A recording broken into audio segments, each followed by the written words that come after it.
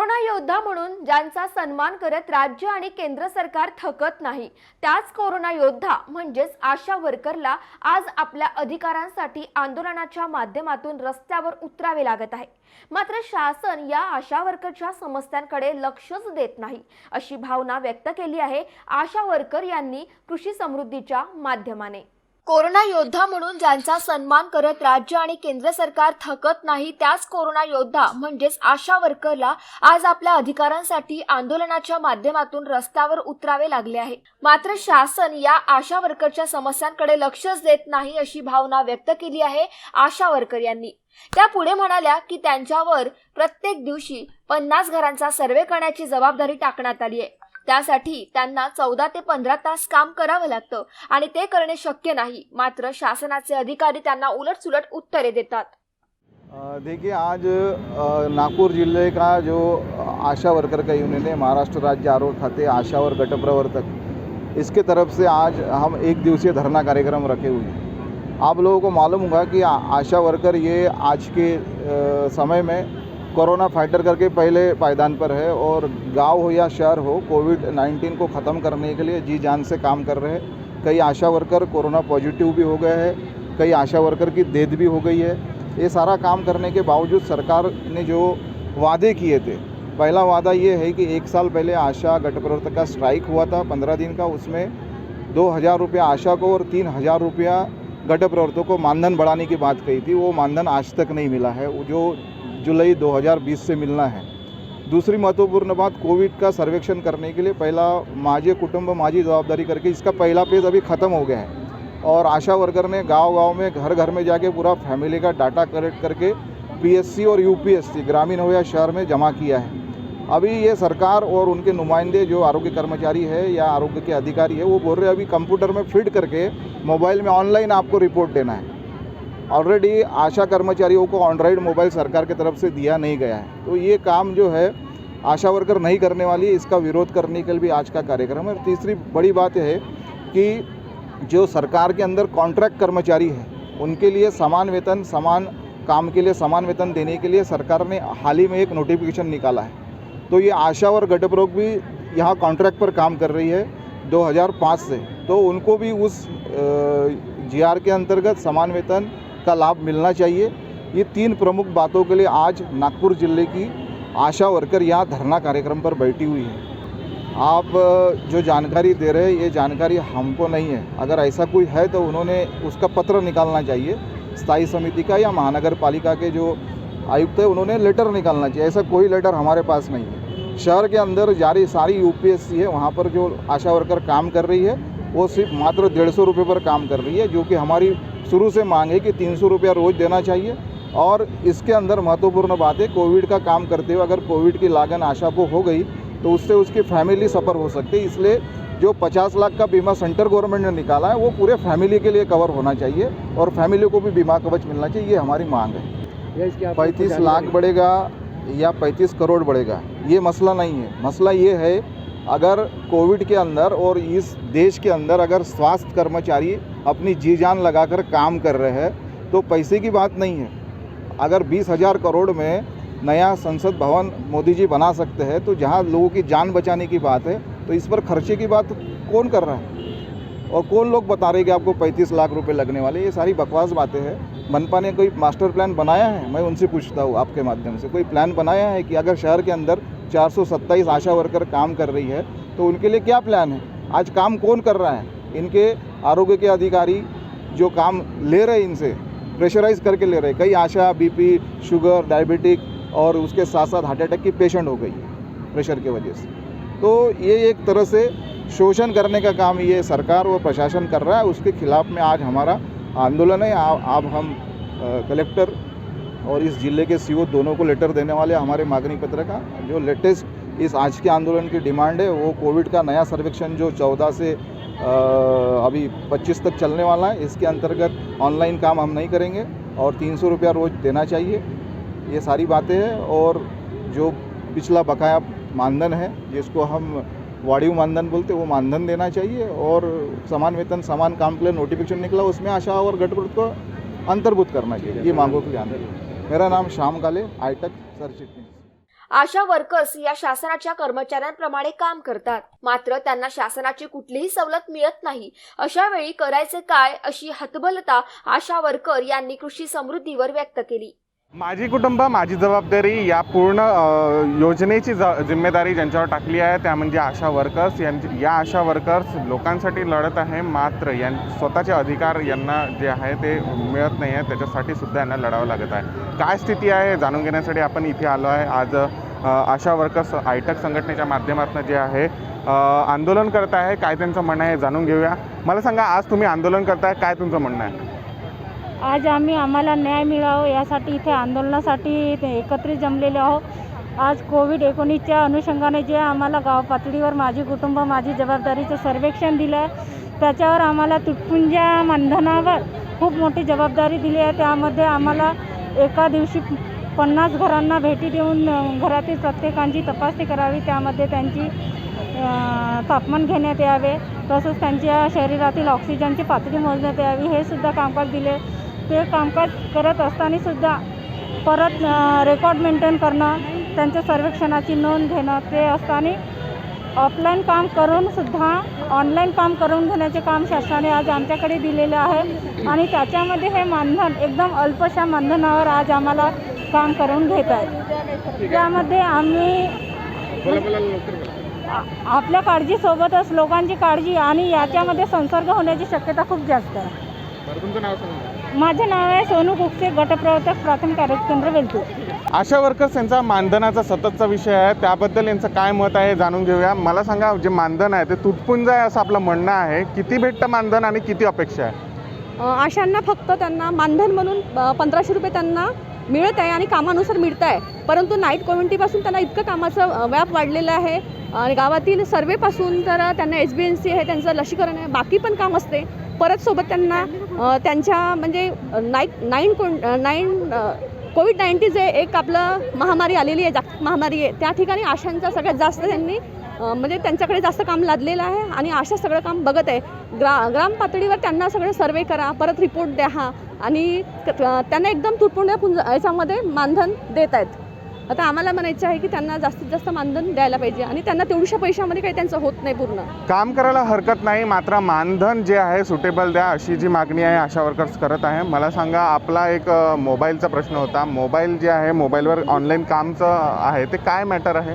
तर ऑनलाईन काम म्हणजे जे काही आम्ही ऑफलाईन जे काही आम्ही रजिस्टर म्हणा की फॉर्मेटवर जे काही माहिती देतो, तर त्याच्यामध्ये आम्हाला हे म्हणायचं आहे की 50 घराची माहिती देता आम्हाला कोमॉर्डिक याची माहिती ठेवणे, व्यक्तीची माहिती ठेवणे, तापमान घेणे, त्यांचे मोबाईल नंबर सहित त्यांची हे सर्व माहिती घेणे, त्याच्यामध्ये स्त्री पुरुष काढणे, त्याच्यामध्ये किती लोकांना BP शुगर आहे ते पाहणे, कोणांना किती दुर्धर आजार आहे ते, हे सगळ्या गोष्टी त्या 50 घरामध्ये सर्वेमध्ये, ते 50 घराच्या सर्वेला 6 ते 7 तास लागतात.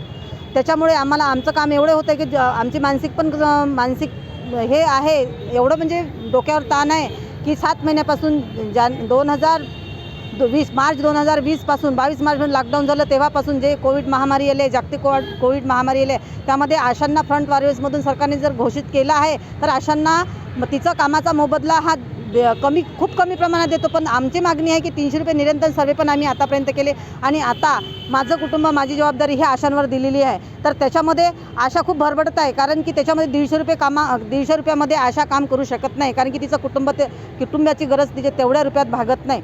त्याच्यामध्ये त्यांना जे 1500 रुपये मासिक जे नियमित काम आहे ते त्यांना मानधन म्हणून नाहीच आहे. त्याच्यामध्ये ते कामाचे 5 प्रकारची जी माहिती अपडेट ठेवतात आशा, तरच ते 1500 रुपये केंद्र सरकार आम्हाला देत असते.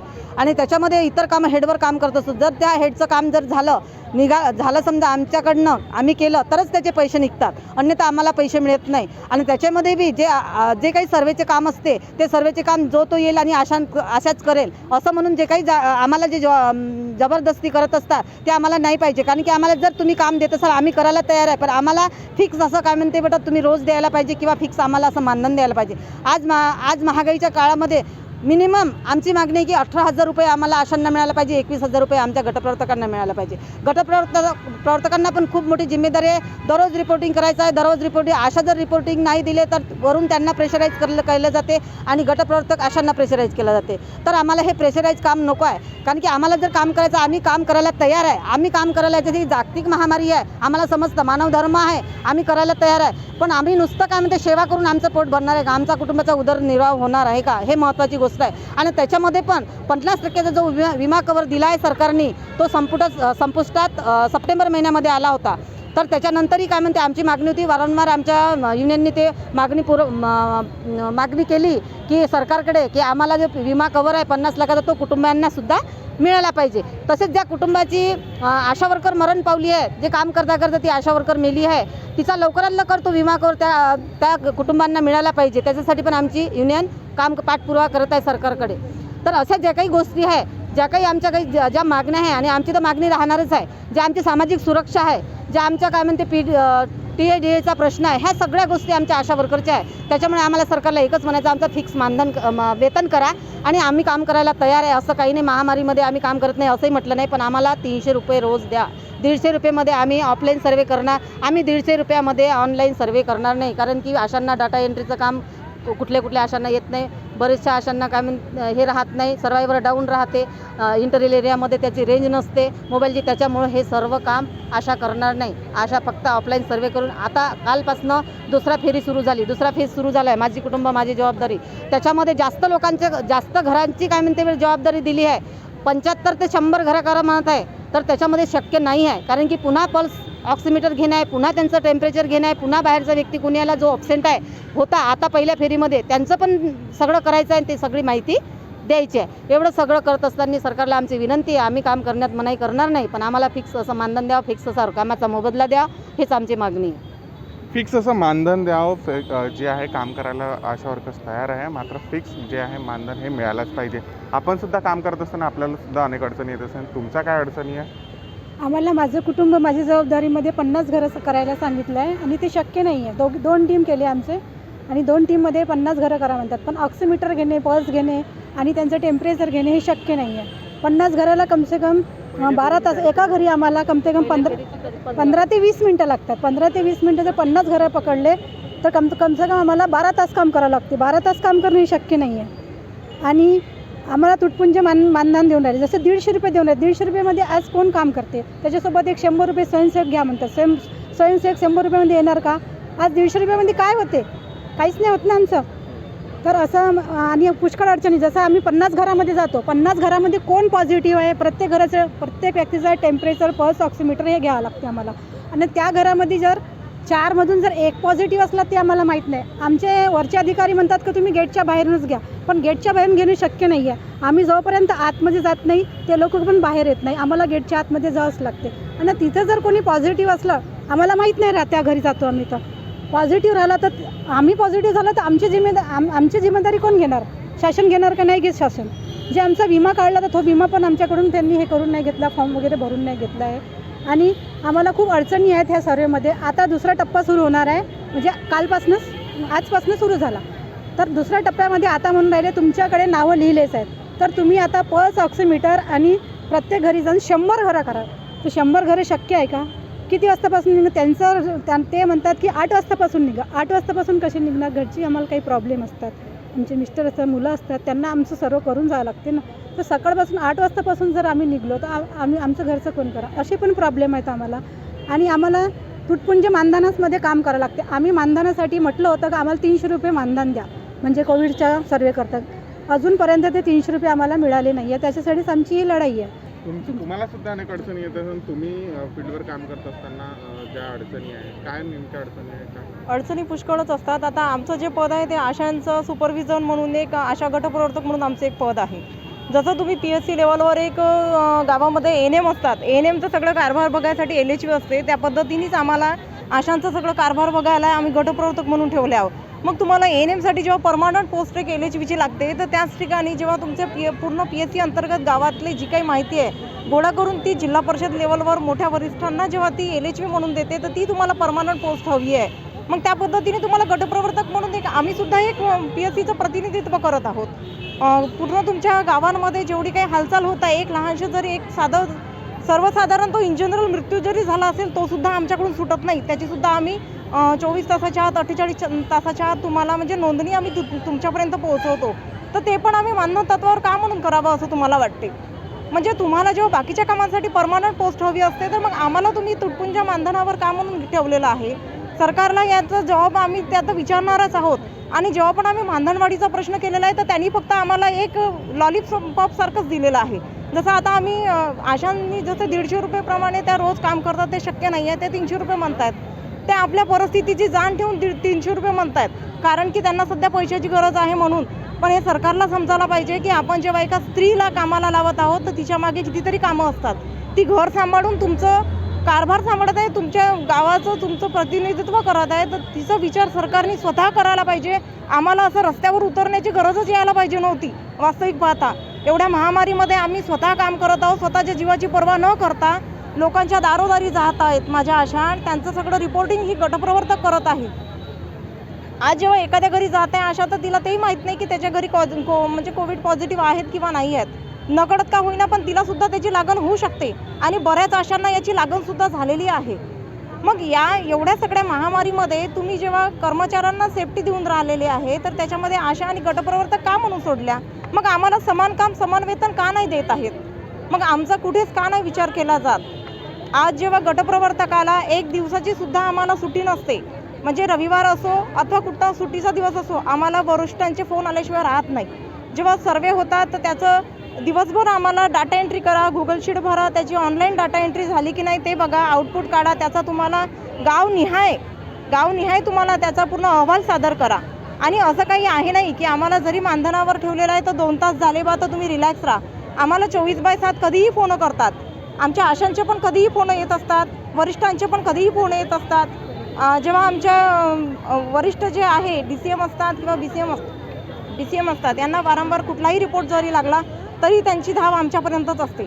मग एक तुम्हाला एक चांगलं असं व्यक्तिमत्व मिळत आहे की तुमच्या ग्रामीण भागामधून ती गोष्ट तुम्हाला तुमच्या शहरी भागापर्यंत पोहोचवत आहे. ॲट अ टाईम 1 तासात किंवा 2 तासात तुम्हाला माहिती मिळत आहे, गावातली माहिती शहरात मिळत आहे. मग त्या देणाऱ्या व्यक्तीचा थोडा तरी विचार करायला पाहिजे असं मला शासनाकडून वाटतं आहे.